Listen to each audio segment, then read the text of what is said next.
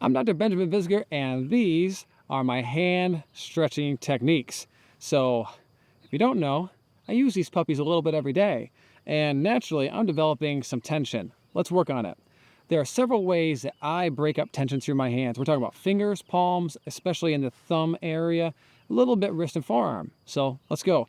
The number one stretch I do right off the bat is a little shoot from the hip exercise, I call it.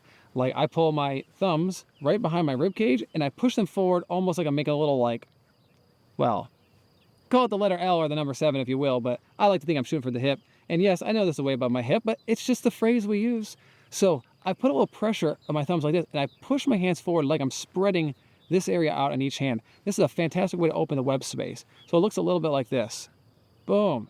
Yes, I can have it with an open hand or I can have it with my fingers closed, but really the action is happening right there in that space. I hold it for about 5 seconds or so, relax, repeat. I do that several times in a row. This is so useful for me because I work with my thumbs like this, or anyone who's maybe professionally sitting in front of a TV doing that, which they shouldn't be doing. That might be a good stretch for them as well. People who work with their hands for fine motor skills, really good stretch like that.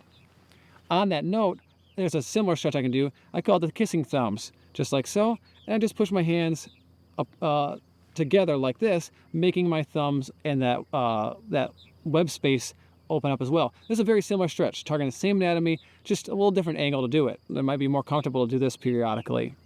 5-10 seconds, relax, repeat it 5-10 times, and it always feels better. Next, when I'm feeling a little bit more spiritual, I have my prayer stretch. I didn't make this one up, but I'm sure somebody else was feeling holier than thou when they did. This, I put my fingers together like so, and I just then bring my wrist down to a flat level, okay? Like that. That's when I start to feel a little stretch in my forearms. So here I feel no stretch at all. There I start to feel that stretch. That's already good enough. I can hold that for 5 to 10 seconds. But if I go beyond that and start to let my palms gap and I go a little bit below that horizontal bar that my arms are forming, I'm feeling a much more intense stretch into my forearm tendons. That's a good feeling for me. Never, of course, do I push past that or cause it to be painful, but I feel a nice stretch, a nice release, 5 to 10 seconds, 5 to 10 times, like so. And I can even, if I get a little bit of spread on my hands like that, I'm getting more into my fingers now, which are the end point of most of those tendons. So really good. So pretty good across the board there. The last couple things I will do are massage techniques for my hands. Again, for me, I'm particularly prone to issues here. So how do I massage that? The first massage I do is what is called the Snuff Box in anatomy. I did not name that, nor do I approve the name, nor should you look up what that means if you don't know. That area of the tendons here, the little hollow point, is a great spot for my thumb, the opposite thumb, to go rest in, and I can work that joint with some light circles. Just pressing kind of like this, almost like I'm just making that joint wiggle. I can feel the bone just kind of shifting slightly. There's absolutely no pain. Sometimes it'll click or pop, but mostly just feels good. I do this for 5-10 seconds, and I do the other side. Oh, did you hear that? Remember, don't try to crack your hands. Well, I don't know if it really matters, but just like so. Perfect.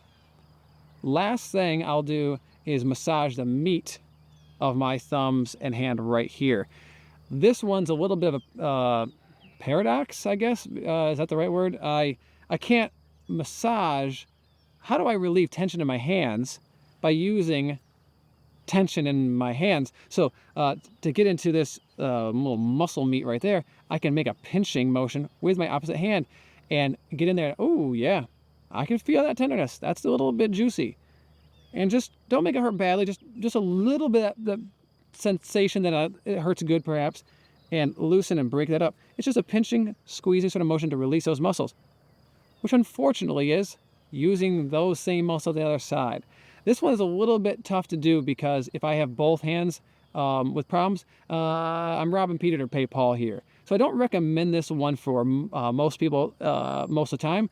I will do it when I have a focally problematic like thumb or hand. So let's say between my two, let's say this is the hand that hurts me the most, then I don't mind spending a little bit of effort from my good hand to break up that tension through here, just like so.